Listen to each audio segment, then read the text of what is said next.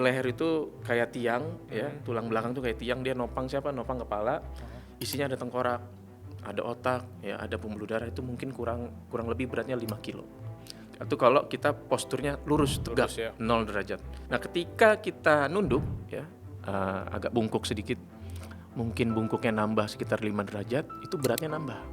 Awalnya itu dia hanya nyeri-nyeri di leher, terus menjalar ke lengan. Nah, itu 2015. Kemarin berarti 2025 ya, minggu lalu berarti udah 10 tahun. Dia datang dengan keluhan itu, keempat anggota geraknya tuh lumpuh. Tadi dokter menyebutkan konsekuensinya di usia 50 ke atas gitu.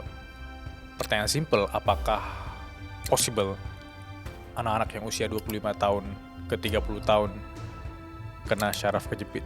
Kalau saraf kejepit misalnya di pinggang ya, itu ketika kita nginjak puntung rokok tuh nggak terasa. Cuman orang berpikirnya kadang ada yang masih, wah saya kebal nih. Iya. Itu ya kan.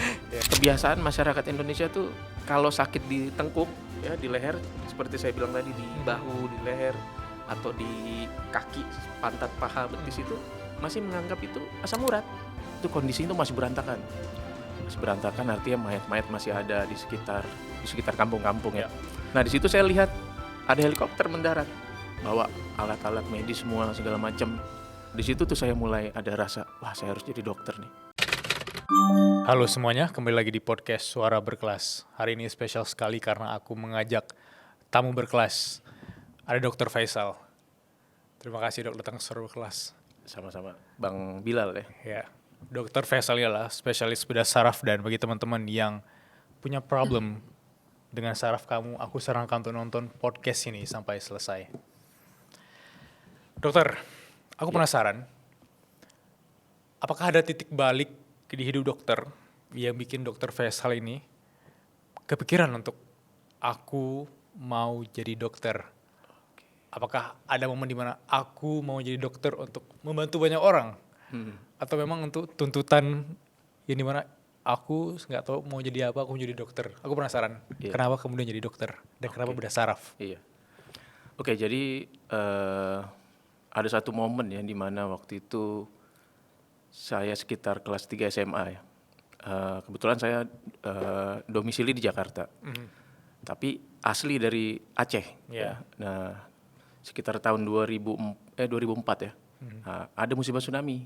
Pas kebetulan memang qadarullah ya, keluarga saya khususnya nenek ya. Nenek saya itu terkena jadi korban tsunami, tapi alhamdulillahnya selamat.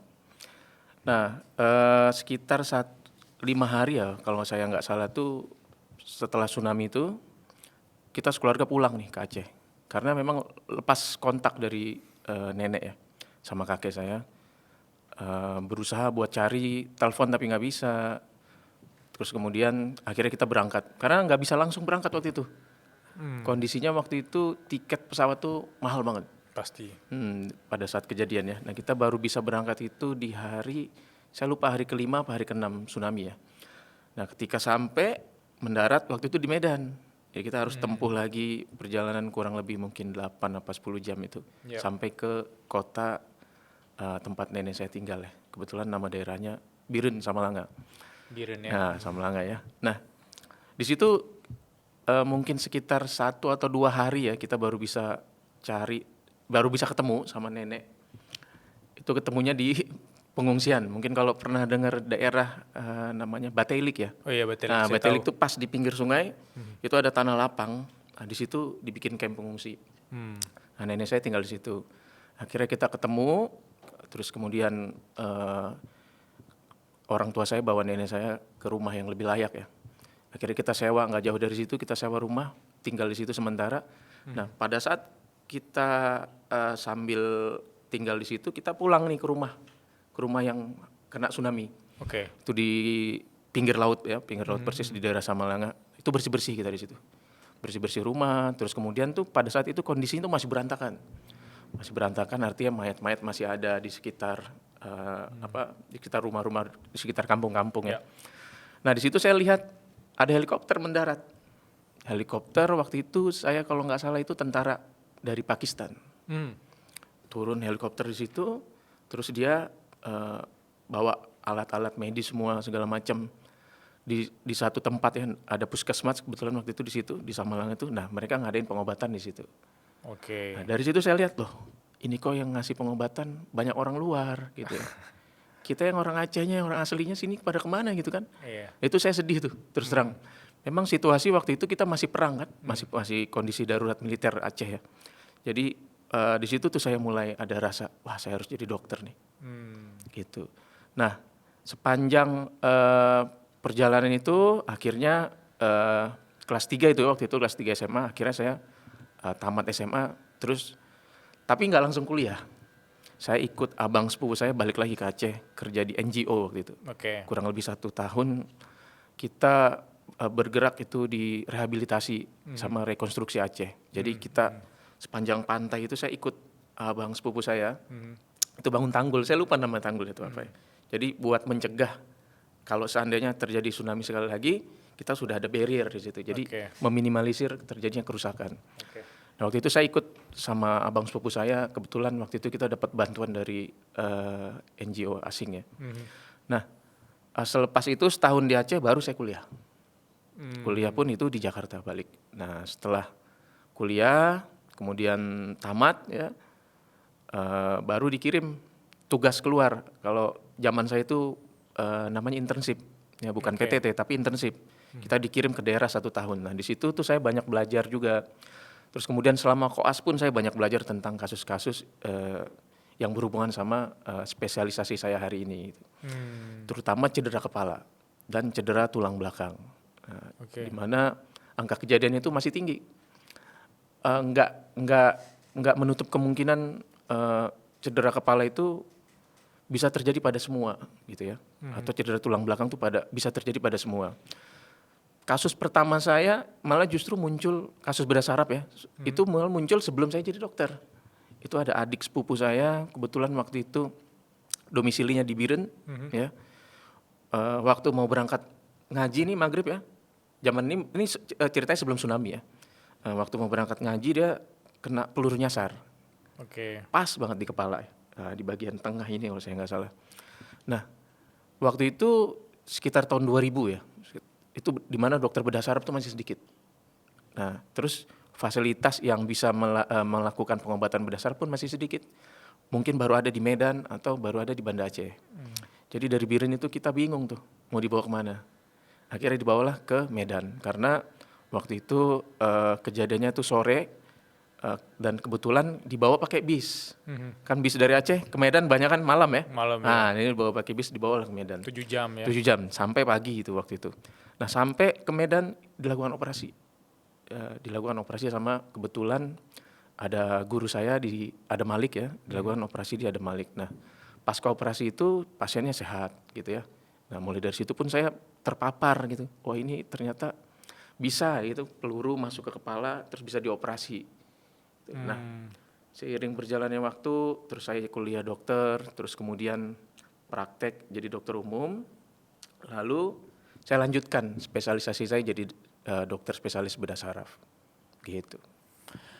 Wow, aku selalu senang sekali ketika mendengar cerita orang-orang yang punya pengalaman personal ya, karena berangkat dari tadi cerita tentang nenek di kampung, sampai ada saudara yang kena peluru, itu pasti ada sesuatu yang bikin kita tuh punya mimpi atau aspirasi lebih besar terhadap sesuatu, terutama pekerjaan yang dikerjakan, which is seorang dokter. Dan alasan spesifiknya bedah saraf, melihat orang yang ternyata bisa sembuh. Aku juga tadi ragu, masuk ke kepala itu belum tentu sembuh. Tapi ini bisa disembuhkan dengan saraf. Tapi mari kita break ke yang lebih simple, yang aku ingin menggali lebih sederhana tentang gejala-gejala dulu. Karena aku nggak tahu dok, aku setiap hari ngobrol sama orang, aku podcast, aku belajar, aku nulis, aku olahraga. Kadang aku tiba-tiba sakit leher gitu ya. Sebenarnya apakah ada gejala-gejala sederhana yang aku sendiri nggak tahu dan itu bisa berpotensi kalau aku kena saraf kejepit? Oke. Jadi saraf itu sebetulnya kita melihatnya itu secara keseluruhan ya. Saraf utamanya itu dari otak dia. Nanti dari otak, nanti ada serabut-serabutnya yang turun masuk ke tulang belakang. Ya, ke tulang belakang dia pertama nanti dari leher. Dari leher turun ke punggung, ya, kemudian nanti turun ke pinggang sampai ke tulang ekor. Nah, di setiap ruas tulang belakang itu ada 30 lebih ruas tulang belakang itu keluar serabut-serabut saraf kecil. Di mana di setiap titik itu kalau terjadi sesuatu itu bisa jadi masalah. Gitu. Walaupun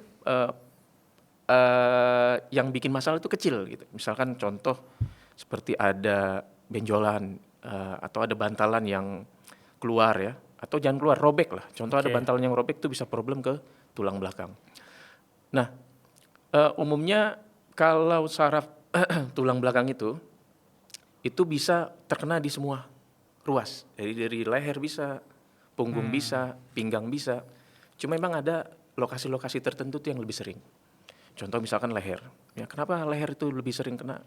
Karena kita cenderung banyak nunduk. Ya. Oke. Jadi ketika nunduk, beban leher tuh jadi lebih tinggi. Ada yang namanya spasmo otot ya. Jadi waktu nunduk itu, apalagi kalau nunduknya berjam-jam, nah itu otot kita jadi kaku. Harusnya itu kita memposisikan leher kita itu tegak, seperti ini ya. Yap. Kalau umumnya kalau kita tegak seperti ini tuh leher kita menopang kepala. Oke. Jadi leher itu kayak tiang, ya, tulang belakang tuh kayak tiang, dia nopang siapa? Nopang kepala. Isinya ada tengkorak, ada otak, ya, ada pembuluh darah, itu mungkin kurang lebih beratnya 5 kilo.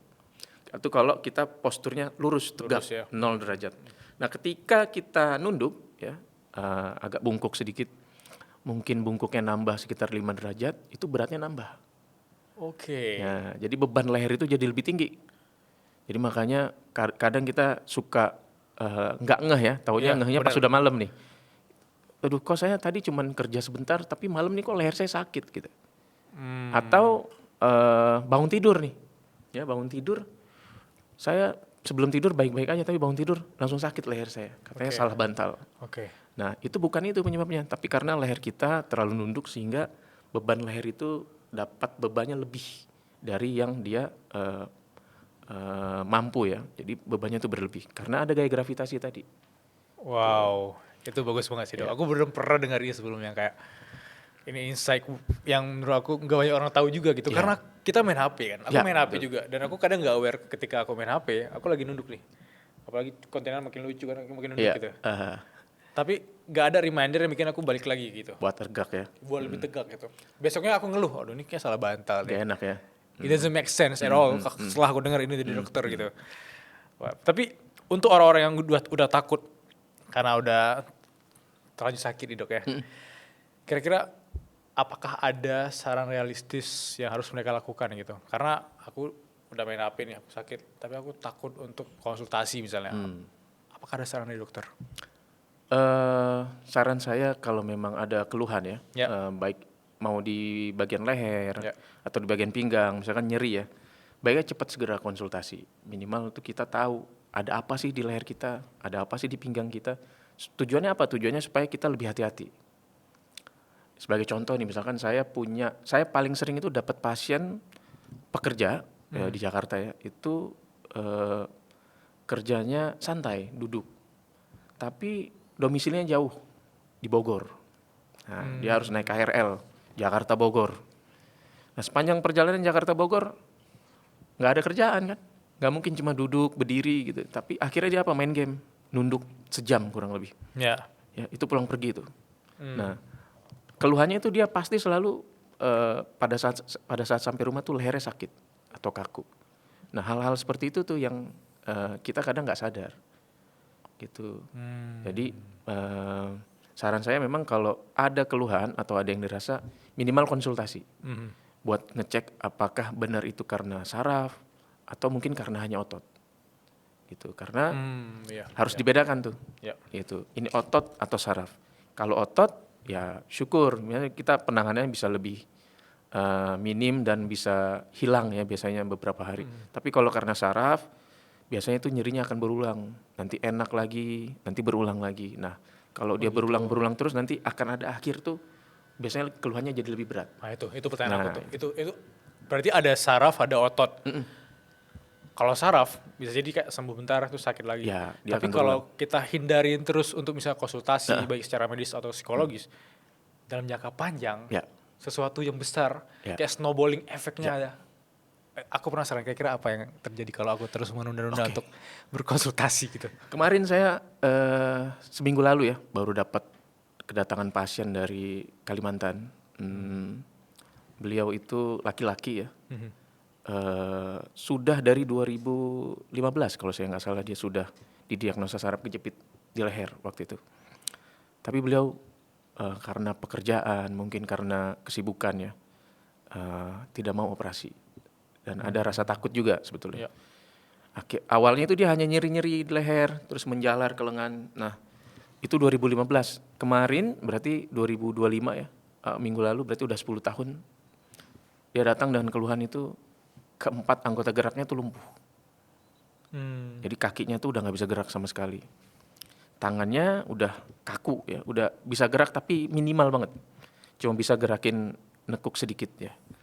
Nah, itu artinya apa? Artinya sudah terjadi perburukan. Gitu. Jadi Oke. dibiarkan lama-lama sarafnya makin rusak. Nah, kita nggak tahu nih dari pertama kali didiagnosa sampai terjadi kelumpuhan ini tiap kasus tuh beda-beda. Tergantung lokasinya di mana, tergantung seberapa besar kerusakan saraf sebelumnya. Jadi makanya kita harus tahu. Minimal kita tahu dulu, oh saya ada saraf terjepit. Jadi saya nanti kalau bisa hindari aktivitas ini, kegiatan ini, kurangi ini gitu. Jadi lebih hati-hati. Gitu. Nah, sekarang Bapak itu udah kita operasi. Gitu ya. Alhamdulillah dia sudah mulai ada perbaikan dari kekuatan tangan sama kakinya. Tapi tetap ya, namanya sudah 10 tahun rusak sarafnya. Jadi tetap butuh waktu gitu. Itu sih. Gimana caranya seorang dokter bisa memahami seperti apa kondisi pasiennya gitu dan cara dia memetakan harusnya kalau kondisi seperti ini harusnya seperti ini penanganannya. Aku penasaran aja sih cara kerja otak seorang dokter bedah saraf ini. Biasanya kita itu dalam menangani sebuah kasus ya. Contoh misalnya ada kasus penyakit A misalnya gitu ya. Yang pertama itu kita harus jelasin ke pasien nih bahwa ini kasusnya seperti ini, penyebabnya ini, nanti penanganannya bisa A, B, C, D, E. Jadi si pasien itu paham gitu ya dan ngerti. Kalau kita tidak lakukan penanganan, mungkin nanti akan ada efek A, B, C, D. Jadi pasien itu harus paham dulu. Tuh, harus tahu bahwa dia apa sih keluhannya, kalau ditunda penanganannya bisa jadi apa gitu. Tapi kalau di konteks seperti itu, apakah dokter biasa menawarkan ini kalau sudah besar problemnya harus lakukan operasi gitu. Nah, kalau emang ada seperti itu, coba jelaskan ke aku dok. Aku belum paham sekali tentang. Kan ada temenku yang pernah cerita tentang operasi saraf Ya. kejepit. Ya. Aku nggak kebayang seperti apa dan aku dengarnya takut gitu. Ya. Apakah di sini teman-teman yang mungkin nggak tahu atau belum aware juga perlu tahu tentang hal ini? Jadi saraf kejepit itu satu penyakit ya yang memang sifatnya itu tidak emergensi. Tapi kalau kita salah gerakan, contohnya misalkan tadi ada saraf kejepit di leher, Oke. ya, ada bantalan yang nonjol keluar, nekan ke leher. Nah itu satu saat atau satu gerakan aja itu bisa membuat dia itu tambah keluar. Tapi kalau misalnya ada orang yang bilang, lu mending operasi besar aja gitu. Terus apakah dia menolak dari sisi, misalnya aku ngerasa bahwa aku nggak punya uang, itu mungkin make sense. Tapi kalau dia bilang bahwa, gue nggak percaya sama teknologi ini, gue yakin di Indonesia tuh nggak ada teknologi semaju ini. Gimana menurut dokter? Apakah ada di Indonesia ini teknologi yang maju untuk langsung penanganan medis sisi bedah saraf? Oke, jadi alhamdulillahnya di Indonesia saat ini tuh kita sudah bisa melakukan beberapa teknik operasi ya. Salah satunya itu untuk tulang belakang. Jadi selain untuk otak, bedah saraf juga bisa menangani kasus untuk tulang belakang. Contohnya saraf kejepit. Nah, ada banyak macam teknik operasi, tapi tujuannya satu, untuk membebaskan saraf. Gitu. Tapi caranya banyak. Ada yang metode yang sayatannya panjang, ya, atau ada yang dengan endoskopi. Nah, endoskopi ini pun ada dua. Ada yang dia membutuhkan sayatan dua sayatan ya. Satu untuk kamera, satu untuk gunting. Ada satu lagi cukup satu sayatan. Jadi lebih minim lagi kerusakan yang diakibatkan sama operasi. Jadi makanya sudah ada teknologi yang lebih canggih ya dibanding teknik-teknik operasi yang sebelum-sebelumnya ada. Gitu. Nah, kebanyakan masyarakat Indonesia ini takut kalau disuruh operasi. Ya, benar. Takut kenapa? Takut lumpuh gitu. Padahal kalau mereka tahu sebenarnya kalau nggak dioperasi pun itu bisa beresiko lumpuh gitu. Karena saraf itu fungsinya dua. Fungsinya untuk bergerak, untuk jalan, otot kita bisa gerakin kaki, gerakin tangan, sama untuk rasa. Rasa itu apa? Kita bisa megang gelas atau megang durian ya. Itu kita masih terasa oh ini duri nih. Ya. Oh ini gelas es dingin. Tapi kalau tangan kita baal, ada saraf kejepit ya, kita megang tuh tebel aja udah. Atau ada rasa kesemutan, atau kita nginjak puntung rokok nggak terasa. Kalau saraf kejepit misalnya di pinggang ya. Itu ketika kita nginjak puntung rokok tuh nggak terasa. Cuman orang berpikirnya kadang ada yang masih, wah saya kebal nih. Iya. Itu ya kan. Iya. Puntung rokok aja nggak mempan saya injak ya. Iya. Padahal itu belum tentu suatu kebanggaan. Malah itu mungkin suatu penyakit. Jadi balik lagi, minimal kalau ada sesuatu yang aneh di badan kita tuh coba dicek gitu ya. Konsultasi lah minimal ke dokter. Buat diperiksa apakah memang ada masalah atau tidak di sarafnya. Gitu. Balik ke sisi kretek tadi ya, sebelum kita bahas besar tentang operasi, tentang tadi ada katanya teknologi yang maju sekali di Indonesia gitu ya. Kalau misalnya orang yang sekarang masih percaya bahwa kretek-kretek atau teknik pengobatan tradisional yang mungkin terkesan sangat sangat liar gitu ya, Ya. itu bagaimana pendapat dokter dari itu sekarang? Kalau saya melihatnya pengobatan kretek ya, itu memang mungkin lagi viral ya. Iya. Tapi saya sangat nggak sarankan. Kita dokter ahli saraf ya, bedah saraf tuh tidak menyarankan kretek-kretek. Kenapa? Karena contohnya misalkan dia mungkin pernah lihat ya di YouTube atau di TikTok tuh suka ditarik nih pakai anduk. Pernah lihat ya? Oh iya, tahu. Tapi pasiennya tidur terus ditarik. Ditarik ya. Nah, bayangin itu kalau ada penekanan saraf sebelumnya, nah itu bisa tambah parah. Di tulang leher, di saraf bagian leher itu ada saraf yang mempersarafi otot-otot pergerakan untuk pernafasan. Nah jadi ketika di situ bermasalah nanti napasnya bisa langsung stop. Jadi makanya jangan coba-coba manipulasi. Saya pernah punya kasus pengalaman pasien ya. Iya. Pasiennya ini boleh sebut suku? Nggak boleh. Nggak boleh. Nggak boleh. Jadi Nggak apa deh. sebut latar belakang aja Iya, ya. boleh. Kebetulan ini orangnya orang berada. Oke. Gitu ya, orang berada, pendidikannya juga saya rasa bagus ya. Ya. Saya juga heran kenapa bisa masih menolak untuk dilakukan tindakan. Jadi pasien itu suami istri, pengusaha travel haji, umroh ya. Jadi dia domisili kadang pulang Saudi, kadang di Jakarta, pulang pergi. Dia keluhannya sakit di leher. Oke. Waktu itu sakit di leher, itu nyeri banget ya. Nyerinya baru sampai ke pundak. Nah, ketika itu saya MRI. Saya lihat, wah ini ternyata di tulang leher nomor 56 ini ada isi bantalan yang keluar. Atau ada penyempitan di sarafnya. Saya sarankan waktu itu untuk dilakukan tindakan, namanya endoskopi Joymax. Nah, tujuannya buat membebaskan saraf. Tapi si pasiennya ini belum mau. Oke. Belum mau, akhirnya dia coba alternatif yang lain. Dia cobalah itu kretek-kretek. Oke. Di Jakarta, ya di Jakarta saya lupa di daerah tepatnya di mana. Nah akhirnya dia coba kretek-kretek. 2 minggu setelah ketemu saya, balik lagi dia dengan keluhan makin berat. Keluhannya makin berat apa? Nyerinya yang tadinya hanya di leher sekarang udah menjalar sampai ke tangan. Terus kebasnya ini udah mulai di jempol. Jempolnya udah mulai baal ya, di jari tangan sebelah kanannya udah mulai baal. Akhirnya saya MRI ulang. Ternyata begitu di MRI ulang, isi bantalannya tuh tambah keluar. Wow, parah sekali. Nah, saya harus tanya, ibu selama 2 minggu ini ngapain aja? Akhirnya si pasien jujur, saya coba kretek dok. Habis kretek gimana, enak gak? Hari itu enak, pas pulang saya langsung sakit lagi. Tapi sakitnya makin berat. Dia udah rasa kebas sama kesemutan di jari-jari tangan. Yep. Nah saat itu baru saya sarankan, ya udah ibu ini nggak bisa ditunda lagi. Baiknya coba dilakukan tindakan secepatnya. Gitu. Tadi ada menyebutkan endoskopi Joymax. Ya. Itu aku belum paham, kata-kata yang berat sekali.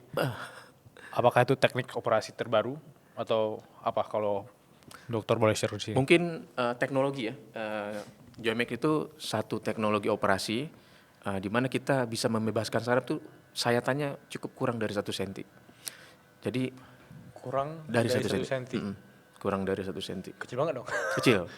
Malah untuk saraf leher itu mungkin sekitar 5 sampai 7 mili ya. Itu ukuran Oke. sayatannya. Nah, untuk pinggang umumnya mungkin sekitar 1 senti. Nah, jadi teknologi ini kita membebaskan saraf dengan satu sayatan kecil. Jadi nanti dimasukin kamera kecil ke dalam. Nanti dari kamera itu kita cari dari lubang yang sama ya, bukan lubang yang berbeda. Jadi Yap, endoskopi ini ada 2. Ada yang 1 lubang yang Joymax tadi, ada yang 2 lubang. Tadi yang 2 kamera sama gunting Ya, misalnya. oke, Oke. betul.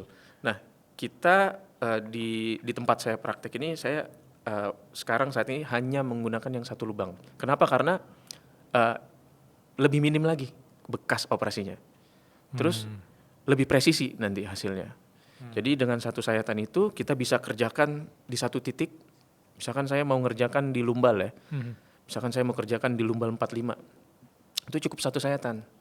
Nah, kalau ada satu lagi teknologi namanya endoskopi base, itu memerlukan 2 sayatan. Jadi kerusakannya itu lebih besar. Di atasnya, di kulit itu dia hanya disayat kecil, 1 senti, 1 senti yang base. Tapi di dalamnya ototnya itu harus dibuang. Oh, oke. Tujuannya Ya, ya. apa? Supaya si kamera ini bisa lihat nih waktu si dokternya kerja. Nah, tapi kalau kalau JMX tadi, ya kita cukup satu sayatan, nanti masuk kamera ke dalam, nanti dari lubang kamera itu keluar nanti alat buat membebaskan sarafnya. Nah, saat ini kita di tempat saya khususnya itu sudah ada teknologi itu ya, teknologi JMX namanya. Tapi kan orang penasaran itu di mana dong? Ah ya, saya praktek di Rumah Sakit Lamina di daerah Jakarta Selatan ya, gitu. Karena menurut aku selama ini aku nggak aware tentang dunia ini ya. Maksudnya kayak tadi tiba-tiba ada kata-kata lumbal 45. Aku nggak iya. tahu apa itu lumbal 45. Terus kayak tadi tiba-tiba ada tentang endoskopi, terus ada endoskopi JMX. Itu aku dapat ilmu-ilmu baru sekali gitu. Apalah hal yang harus kita ketahui orang-orang awam di sini yang benar-benar nol banget dok tentang saraf. Jadi saraf itu ketika dia terjadinya di awal, mungkin kita akan ngerasa nyeri hanya pinggang. Nyeri hanya di pinggang atau mungkin sampai ke bokong. Atau mungkin kalau kasusnya sudah berat di awal, artinya saraf kejepitnya sudah berat, sudah kena ke cabang sarafnya itu, nyerinya bisa menjalar sampai ke kaki, ke pantat, ke paha, terutama ke betis ya, bagian luar, kadang bisa bikin baal atau kesemutan di telapak. Nah itu awal tuh biasanya. Tapi kalau udah akhir nanti gimana? Nyerinya itu bukan cuma 1, tapi bisa di kaki sebelahnya juga. Kalau dibiarkan, itu kalau penyakitnya di bagian lumbal. Nah, kalau nanti dibiarin lama nanti bukan nyeri lagi malah yang muncul. Nggak mampu jalan. Biasanya usia-usia lanjut tuh usia 50 atau 60, 70 tahun itu keluhannya itu bukan nyeri pinggang. Tapi dia nggak mampu jalan lama. Oke. Jadi misalkan nih ada orang tua nih ya, Iya. dibawa sama anaknya datang jalan ke mall nih, Iya. di Jakarta ya. Itu baru turun dari mobil, jalan berapa meter, dia harus duduk, harus istirahat dulu. Nah itu bukan karena dia ngos-ngosan, tapi langsung nggak nyaman itu di kakinya. Langsung dia ada rasa sensasi kayak ketarik, kayak kebas, kayak perih. Tapi begitu dia duduk, dia rasanya nyaman. Kenapa? Karena waktu dia jalan itu otot-otot pantat, paha, betisnya itu ikut kerja. Ototnya itu kerja. Nah setiap ada kerja otot, dia butuh suplai listrik dari saraf. Nah pada saraf kejepit itu, si saraf itu nggak mampu menghantarkan arus listrik saraf ke otot. Jadi waktu ototnya dipakai itu dia akan terasa nggak nyaman. Tapi begitu diistirahatkan, nanti enak lagi dia. Cuman waktu dipakai jalan nanti bakal berulang lagi. Itu saraf kejepit. Kalau sudah fase yang berat ya. Kalau mungkin pada usia-usia tadi 60-70 tahunan gitu. Tadi dokter menyebutkan konsekuensinya di usia 50 ke atas gitu. Pertanyaan simple, apakah possible anak-anak yang usia 25 tahun ke 30 tahun kena syaraf kejepit? Oke. Jadi saya selalu memetakan ya, biasanya pasien-pasien yang berkunjung ke poliklinik saya itu, ke praktek saya biasa lihat, memang rata-rata tuh usia-usia 50, 60, 70 ya. Tapi banyak juga nih yang usia kerja 20 sampai 30 tahun. Nah, setelah saya tanya ke pasien ya, apa sih kebiasaan-kebiasaannya? Kenapa bisa sakit seperti ini? Ternyata si pasien ini, misalkan dari 100 orang, ada 10 orang yang usia muda ya. Ya. Itu semuanya terpapar sama gym. Terpapar sama gym. Jadi mungkin sekitar 3 tahun ke belakang ini lagi ngetren ya, Iya, nge-gym, iya. mau turunin berat badan, maunya ekspres. Gitu. Jadi dia seharian, Iya. sepanjang hari dia nge-gym terus. Iya. Tapi dia tidak tahu seberapa sih kuat badannya buat olahraga seperti itu ya. Oke. Jadi melampaui batas. Hmm. Jadi terlalu dipaksakan. Jadi mau kurus tapi memaksa. Sehingga apa? Sehingga menyebabkan cedera di tulang belakang. Nah, awalnya cederanya apa? Awalnya itu cederanya mungkin bantalannya robek. Bantalan pinggang, tulang belakang bagian lumbar robek. Nah, terus dia latihan lagi tiap hari dengan beban yang lebih berat ya, tanpa pengawasan. Tanpa pengawasan ini artinya apa? Tidak menggunakan personal trainer ya mungkin. Iya, iya. Jadi dia terus dikasih beban terus, leg press segala macam. Akhirnya tekanan di tulang belakangnya itu tinggi. Nah, sehingga yang tadinya robeknya kecil, robeknya makin besar. Begitu tekanannya tinggi, isi bantalannya itu keluar. Nah, itu paling sering. Jadi setelah saya cross check, misalkan pasien ini usia 20 sampai 30 tahun dia keluhannya mungkin baru mungkin sebulan. Saya tanya ada aktivitas yang berat nggak? Saya saya nge-gym dok, baru 3 bulan atau 4 bulan. Terus saya tanya seminggu berapa kali, sekali main tuh sehari berapa jam. Nah itu biasanya berlebihan. Gitu. Jadi tidak sesuai kemampuan tubuhnya dan terlalu dipaksakan. Gitu. Jadi tetap harus sesuai kemampuan tubuh kita untuk melakukan olahraga tersebut. Gitu. Dan harus dengan pendampingan. Pendampingan kata kuncinya ya. Benar. Betul. Itu tuh paling sering. Gym. Dan mostly anak-anak 20-an yang konteksnya kayak ego lifting gitu. Ya. Dia ngerasa bahwa semakin sering intensitasnya semakin tinggi dengan berat yang semakin bertambah, maka aku bisa jadi diet, bisa jadi punya badannya bagus gitu, tapi tanpa pendampingan. Gitu. Dan paling sering perempuan. Kenapa? Kenapa perempuan? Karena mungkin dia pengen kurus. Oke. Gitu. Paling sering perempuan di usia 20 sampai 30 tahun itu. Mungkin kalau ada 10 yang saraf kejepit itu 8 mungkin perempuan. Gitu. Mungkin tadi kita di awal udah sempat bahas tentang gejalanya kali ya. Nah kalau orang-orang yang let's say dia 3 kali nge-gym, tiba-tiba ngerasa bahwa wah kayak mungkin DOM atau pegel, apakah dia harus langsung konsultasi atau nunggu dulu 24 jam? Kayak ini siapa tahu nih cuma hal biasa, besok santai. Hilang ya. Jadi ketika kita olahraga memakai otot ya, itu ada istilah penggunaan ototnya berlebihan. Ya. Nah itu akan rasa nggak nyaman di badan kita. Mungkin pegel-pegel atau nyeri. Nah ketika kita istirahatkan beberapa hari dia biasanya langsung hilang. Benar, itu DOM ya. Atau berendam di air hangat ya. Atau fisioterapi biasanya itu hilang. Ya. Itu kalau karena otot. Tapi kalau karena saraf biasanya itu nyerinya khas. Misalkan habis nge-gym ya, terus sakit di pinggang menjalar ke kaki. Gitu, menjalar ke pantat, ke paha, ke betis, atau waktu duduk. Ya, waktu duduk ini nggak bisa diem deh. Jadi kalau kita duduk di tempat kerja atau di tempat ngopi di kafe, itu selalu pindah gini nanti gelisah. Itu tanda awal mungkin ada sesuatu di tulang belakang. Bukan tanda awal nggak ada uang ya, tapi emang tiba-tiba. Iya, jadi duduk tuh biasanya saya perhatiin tuh kalau orang lagi nahan sakit ya, dia tuh nggak bisa diam. Jadi gerak terus. Ya. Kadang nggak nyaman gitu. Nah itu bisa diidentifikasi setelah. Mungkin ada sesuatu di tulang belakangnya. Setelah dia konsultasi, biasanya kan kita lihat nih. Oke. Biasanya kalau ada pasien datang ke saya tuh saya lihat dulu dia cara berjalannya seperti apa, kemudian waktu dia duduk seperti apa, waktu dia duduk terus mau berdiri itu seperti apa. Kadang ada nyeri tulang belakang atau kelainan di lumbal atau di tulang belakang tuh, yang nyerinya itu bertambah kalau ada perubahan posisi. Jadi contohnya misalkan dari duduk ya, mau berdiri mau jalan, itu harus nunggu jeda dulu. Jadi dari duduk mau jalan dia biasanya nunggu 1 sampai 3 detik, baru enak nih pinggangnya, baru dia bisa jalan. Nah itu mungkin ada sesuatu. Kalau itu dibiarin nanti makin lama makin berat. Saran saya kalau ada seperti itu, mending lebih baik cepat konsultasi. Supaya kita tahu nih ada kelainan apa sih di tulang saya atau di saraf saya gitu. Aku sempat punya studi kasus temanku dok, yang dia sempat ketabrak ya, Hmm. naik sepeda ketabrak di Aceh juga, dan adalah salah satu tulang yang diangkat gitu, dan dia bilang bahwa dia harus nge-gym untuk tetap bisa nge-strength Otot. tubuh dia, otot dia gitu. Apakah itu masuk akal, Dok? Masuk. Jadi Kok bisa orang let's say kehilangan salah satu tulangnya, let's say tulang bagian belakang, ya, tapi dia harus tetap nge-gym untuk bisa ya. bertahan hidup. Aku penasaran sekali. Jadi kalau kita ngelihat secara keseluruhan, tulang belakang itu seperti tiang, Oke. tiang tumpu untuk badan kita ya.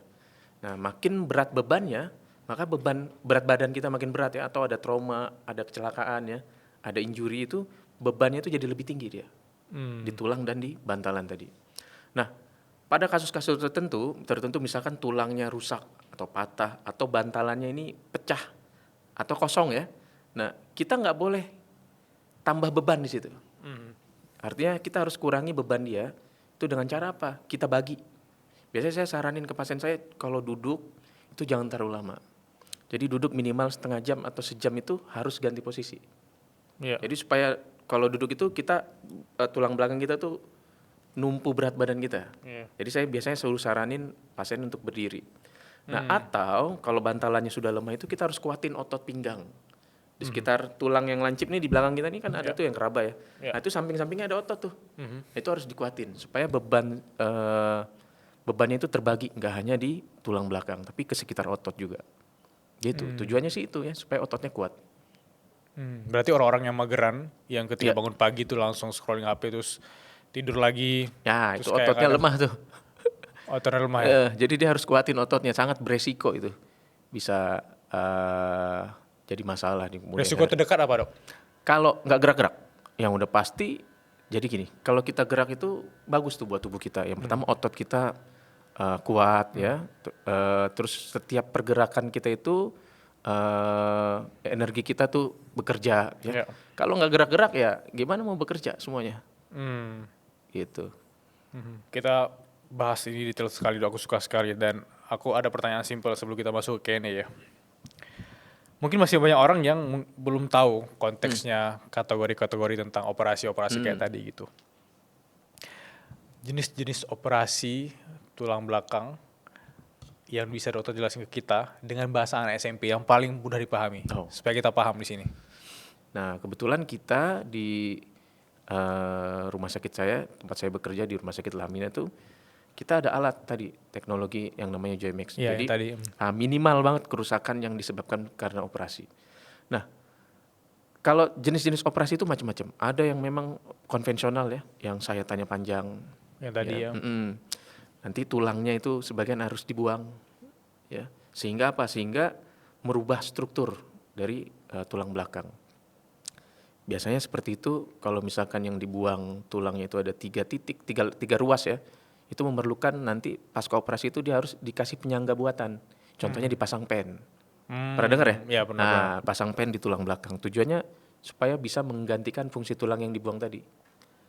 Tapi tujuan operasi itu sama, buat bebasin saraf. Cuma caranya. Gitu. Kemudian nanti ada teknologi mikroskopik. Jadi kita lebih kecil lagi daripada operasi yang konvensional tadi. Jadi saya tanya mungkin sekitar 5 cm. Ya. Tadi dokternya menggunakan mikroskop dari luar. Mata dokter sama pasien itu ada jarak. Nah, itu mikroskopik. Kemudian ada yang namanya endoskopik. Endoskopik itu mata dokternya di dalam. Jadi Karena kamera ya? Ya, di dalam kamera. Jadi kita lihat sarafnya itu benar-benar di samping kita. Nanti kita perbesar dia di monitor, nah situ kita baru kerja. Nah, selama tindakan itu dengan menggunakan teknologi endoskopi Joymax itu, lapangan operasinya bersih. Jadi kita bisa identifikasi sarafnya yang mana, kemudian tulangnya yang mana, bantalannya yang mana, ligamennya yang mana. Jadi kita bisa tahu nih. Karena kenapa? Karena lapangan operasinya jernih, bersih. Sehingga resiko buat mencederai sarafnya itu kecil. Yes. Jadi itu lebih poinnya aman. Itu poinnya aku menanyakan ini karena aku ngerasa banyak sekali masyarakat umum even yang sudah paham atau masih menonton video ini di menit ini masih ada rasa takut gitu. Iya. Karena resikonya besar sekali itu. Iya. Aku mau operasi tapi ancaman yang ada di kepala mereka tuh wah ini kayak akan buat sayatan besar. Tapi itulah fungsi di teknologi ya, itulah fungsi di kemajuan bahwa ada solusi di balik semua rasa takut tadi gitu. Lebih dari 9 tahun Dr. Faisal terjun ke dunia bedah saraf gitu. Apakah ada momen-momen yang tidak gampang untuk dilupakan dari Iya. cerita-cerita pasiennya? Dan kalau ada bisa ceritain ke kami. Eh, Momen paling gak terlupakan itu mungkin pasien, saya ada 2 pasien ya. Kebetulan dua-duanya ini tentara.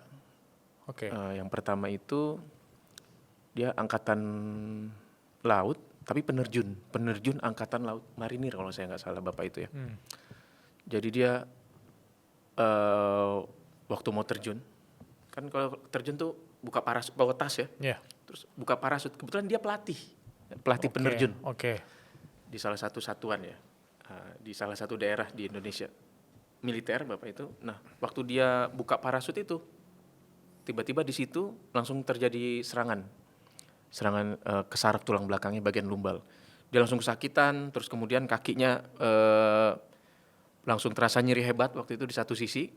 Saya lupa sebelah kanan apa sebelah kiri, dan sudah ada rasa kebas, baal. Bayangin tuh dia lagi di atas awan, ngalamin kesakitan, gitu ya. Tapi untungnya dia tenang. Akhirnya dia mendarat, cuma memang mendaratnya nggak mulus. Ya. Akhirnya dia datang ke saya dan saya lakukan pemeriksaan, kemudian saya MRI. Setelah dilakukan MRI ternyata wah ini di lumbalnya ada masalah gitu ya. Lalu kita lakukan tindakan endoskopi. Dan alhamdulillah dia sudah sehat dan latihan lagi. Cuma memang saya sarankan untuk melakukan penerjunan lagi itu beberapa bulan setelah tindakan itu. Tujuannya apa? Tujuannya supaya jadi pasiennya itu bantalannya robek, isinya itu keluar. Oke. Gitu. Nah, jadi saya saranin dia itu setelah lakukan tindakan itu kalau bisa otot pinggangnya itu dikuatin dengan cara berenang. Kebetulan dia marinir. Gitu ya, marinir, akhirnya dia renang kuatin otot ya. Nah, kalau mau latihan terjun lagi baiknya itu mungkin 3 bulan setelah tindakan operasi gitu. Nah, kasus kedua itu yang nggak saya lupa itu, kebetulan saya suka sejarah ya. Oke. Jadi saya dapat pasien itu pensiunan TNI ya, angkatan laut juga. Gitu. Berkesan banget itu kebetulan. Kenapa? Karena dia satu angkatan sama mungkin pernah dengar Usman Harun ya. Ya. Nah, jadi Itu kayak tahun berapaan itu ya? 60-an ya, saya 60-an lupa. Nah, jadi saya memang sebelumnya sudah sempat baca-baca itu konfrontasi Malaysia itu ya. Iya.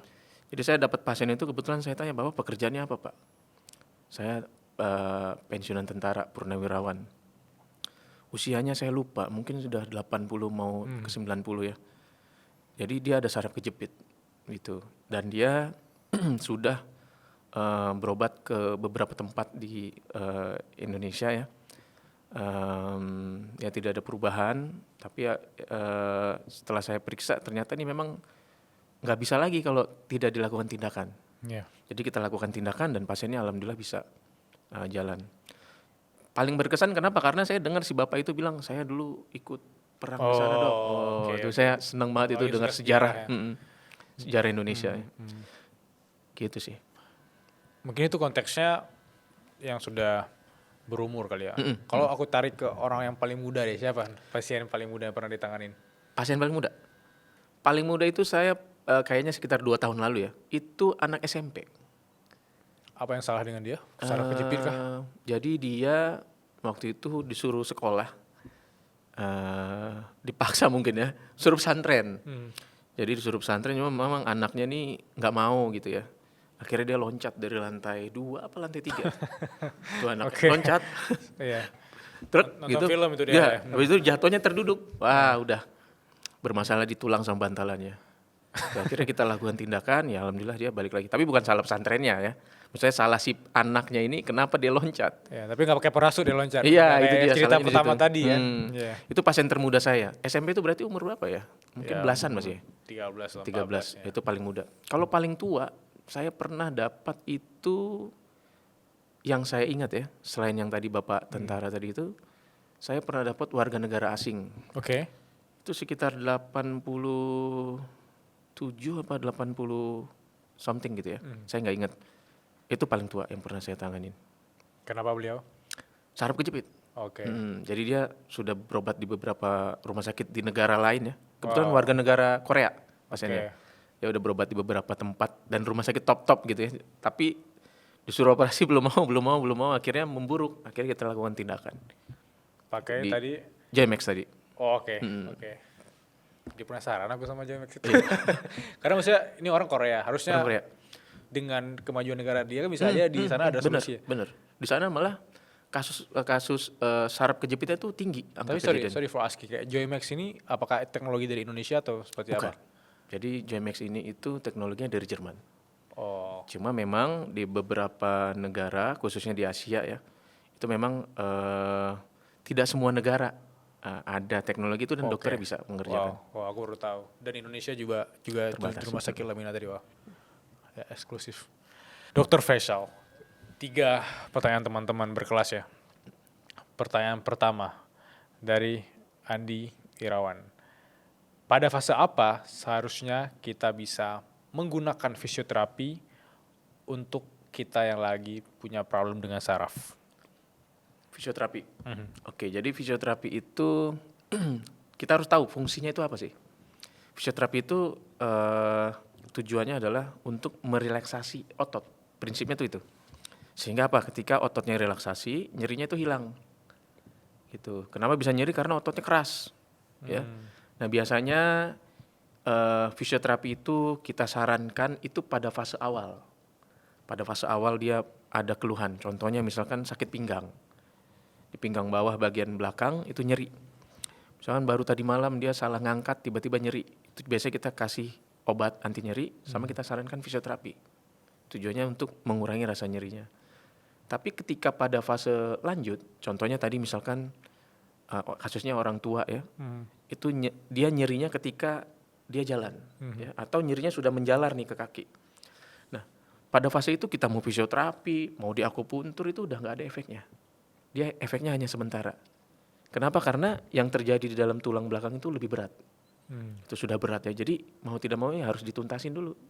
Baru nanti berikutnya setelah dilakukan tindakan kita nilai ulang. Kalau masih ada kaku-kaku di otot atau masih ada kram-kram baru bisa di fisioterapi lagi. Tapi kalau kondisinya masih nyeri dan berdasarkan hasil pemeriksaan penunjang, contohnya MRI tadi memang didapatkan ada pengecilan ukuran saraf atau ada penyempitan saraf, di fisioterapi itu nggak akan hilang. Baru tahu aku. Nah, jadi saya selalu menjelaskan ke pasien tuh gini, kalau kita ibaratkan kita ada di dalam kamar mandi, ya, terus ada lubang pembuangan itu, tahu ya lubang pembuangan, Yep. lubangnya itu tersumbat sama batu, terus kita mandi, ya, kita mandi banjir, atau kerannya nyala tapi banjir, yang kita lakukan apa? Kita kuras airnya atau kita ambil batunya? Ambil batunya. Ambil batunya, gitu, supaya dia nggak banjir lagi. Jadi kita cari penyebabnya itu apa, kita tuntasin. Jadi penyebab nyerinya itu apa? Itu harus dicari. Gimana cara nyarinya? Nah, ketika ada nyeri, minimal cari tahu, konsultasi ke dokter. Supaya kita tahu nih, oh ini ternyata masalahnya tuh dari sini. Kita ke pertanyaan kedua. Pertanyaan kedua dari Afdal Zikri. Dok, apakah stres itu bisa menjalar ke saraf kita? Apalagi aku ngerasa bahwa karena aku stres, aku gampang sakit leher dan sakit pinggang. Dari stres. Oke, kalau stres sih berdampak langsung ke saraf tuh enggak ya. Cuma memang kalau kita stres, biasanya itu ada pengaruh hormon. Nah, pengaruh hormon itu nanti bikin otot kita tuh jadi nggak nyaman, jadi tegang ya. Jadi sehingga apa? Sehingga tuh keluhannya ya sakit di leher, Ya. terus kemudian sakit di bahu, sakit di belikat ya. Nah, bisa sampai seperti itu kalau stres. Tapi secara langsung ke saraf enggak gitu. Tapi apakah spesifiknya misalnya dari leher tersebut itu pengaruh juga ke otot dan lain-lain? Bisa. Jadi kalau problem di leher itu sudah pasti dia bermasalahnya nanti ke daerah yang didistribusi sama saraf tersebut. Contohnya misalkan saraf leher. Saraf leher itu nanti dia mempersarafi daerah-daerah tubuh kita. Contohnya di mana? Di bahu, di leher, di belikat belakang, sampai ke lengan. Jadi kalau ada keluhan nyeri di belikat itu belum tentu karena otot. Ya. Mungkin ada masalah di tulang leher atau di saraf leher. Begitu juga di pinggang. Kalau misalkan ada nyeri di betis ya, itu belum tentu karena nyeri di pantat paha betis. Atau ada kebas di telapak kaki, itu bukan karena masalah di kakinya. Mungkin ada masalah di sarafnya, di tulang belakang. Jadi saraf itu dia ada kumpulannya. Kalau kumpulannya ini bermasalah nanti daerah di bawahnya itu akan bermasalah. gitu. Dia nggak dapat aliran Ya. listrik sarafnya. Ya, ilmu baru bagi aku. Pertanyaan ketiga dari Asrina. Ini pertanyaan menarik dong ya, aku suka juga pertanyaan ini. Apakah benar kalau ketempelan itu ada hubungan dengan saraf? Oh, nah ini eh di beberapa daerah ya, khususnya mungkin di Jawa ya, itu masih ada mitos. Jadi kalau sakit di leher ya atau bungkuk ya, itu dibilang kita lagi gendong tuyul. Itu tuh, Nah, itu paling sering dengar tuh. ya. Jadi kalau ada nenek-nenek atau kakek-kakek agak bungkuk dikit, itu dibilang tuh ada tuyulnya tuh. Gitu. Atau sakit pinggang. Atau sakit leher, ya itu masih ada yang nganggap itu wah ini saya dapat kiriman. Saya masih dapat tuh Iya, pasien. ada orang pakai tiba-tiba Ya, ya. Iya. ada paket ekspres kirim ya tiba-tiba sakit gitu. Masih berpikiran seperti itu masyarakat kita. Gitu. Atau yang paling lucu lagi kebiasaan masyarakat Indonesia tuh kalau sakit di tengkuk ya di leher seperti saya bilang tadi di bahu, di leher atau di kaki, pantat, paha, betis itu masih menganggap itu asam urat. Kolesterol, asam urat, ya dicek kolesterolnya normal, tapi dia tetap minum itu obat asam urat sama obat kolesterol Tanpa pengecekan medis yang tanpa akurat ya. pengecekan medis, ya jadi dia minum obat sendiri, terus ya udah begitu terus nyerinya tetap ada, obatnya tetap diminum tapi obatnya nggak nyambung, gitu tuh masyarakat kita. Jadi memang masih minim informasi ya, informasi sama edukasi ke masyarakat tuh kita masih kurang tentang saraf kejepit. Kalau misalnya orang bangun tidur terus ngerasa bahwa gue ngeliat makhluk halus nih bisa, terus tiba-tiba dia nggak bisa gerak gitu loh. Oh iya iya. Itu gimana tuh dari kacamata medisnya, Dok? Nah biasanya nih paling sering tuh salah bantal. Iya. Nah, tadi seperti saya jelasin sebelumnya bahwa salah bantal ini itu penyebabnya karena lehernya itu terlalu nekuk. Jadi bantalnya ini terlalu tebal, tinggi, sehingga dagunya ini tuh nyentuh ke sini. Nah, kalau itu dilakukan berjam-jam, maka otot kita akan sakit, akan keras, tegang. Bangun tidur pasti sakit. Bangun tidur pasti, wah saya salah bantal. Padahal bukan bantalnya yang salah, posisi tidurnya yang salah. tidur ya. Dan bukan karena ngelihat jin deh. Gitu. Jadi memang tidur itu baiknya bantal itu jangan pas di tengkuk, ujung bantal ya, jangan di sini tapi agak ke bawah sedikit. Sampai Bantal ke bahu. itu harusnya ke bawah sedikit. Ya. Supaya Nanti lehernya kepala tuh kita nggak agak ke ketekuk. atas. Ya, betul. Oke. Jadi kepala kalau bisa agak ke atas sedikit supaya lehernya nggak ketekuk. Supaya kepalanya nggak ketekuk, sorry. Kalau urusan lihat makhluk halus itu urusan belakangan Nah, lah ya. itu belakangan. Yang penting bantal lu udah benar. Bantal itu dulu. Alright, Dok. Seru sekali hari ini. Sebelum kita tutup obrolan daging ini. Dok, the worst advice yang pernah Dr. Faisal terima. Oke. The worst advice yang pernah saya terima itu ketika pasien datang berobat ke saya, keluhannya udah lama nih, misalnya udah beberapa tahun ya, tapi dia baru datang. Dia menganggap bahwa keluhan yang dialami itu bukan karena saraf. Contohnya misalkan pasien ini sakit di bahu, atau sakit di pinggang, atau di leher ya paling sering. Nah dia menganggapnya itu kolesterol. Jadi sering kaku-kaku lehernya atau bahunya, terus kemudian sampai ke lengan, itu dianggap kolesterol. Jadi si pasien tuh terus minum obat kolesterol terus. Jadi dia nggak pikirkan itu masalahnya di mana gitu. Dia nggak coba cari tahu. Cuma dia beranggapan ini kolesterol. Terutama orang Sumatera. Dari Sumatera mungkin dia beranggapan wah saya banyak makan santan Daging, gitu, daging. Ternyata masalahnya bukan dari situ. Ternyata masalahnya itu di saraf. Bukan karena kolesterol. Setelah dicek kolesterolnya normal. Atau dia sudah minum obat anti kolesterol ya. Kolesterolnya udah turun, tapi sakitnya masih ada. Nah, pada saat sakitnya masih ada itu baru dia berobat. Gitu.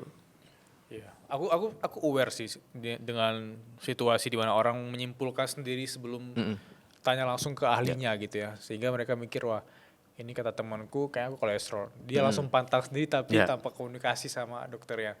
Dan padahal kalau komunikasi itu jalan keluar. Iya. Itu batu kita tarik dari tempat tadi pembuangan air.